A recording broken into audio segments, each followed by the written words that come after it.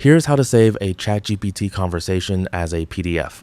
First, open the ChatGPT conversation you want to save. This method works best for text-only conversations because images may not be included when printing the conversation. Click Share in the top right corner of the chat and select the option to create a share link. This will copy the chat link to your clipboard. You can then open the chat in a new incognito window. Once the shared conversation is open, scroll to the top. Start at the beginning of the conversation and highlight all the text you want to save. You may need to scroll down while selecting the entire conversation. After selecting the content, right-click and choose Print. In the print settings, set the destination to Save as PDF.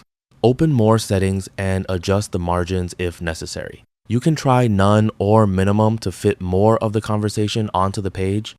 Once everything looks correct, click Save and choose where you want to store the PDF file. Keep in mind that this method may not preserve images from the original conversation, so it's mainly useful for text-based chats. That's all for this video. Thanks.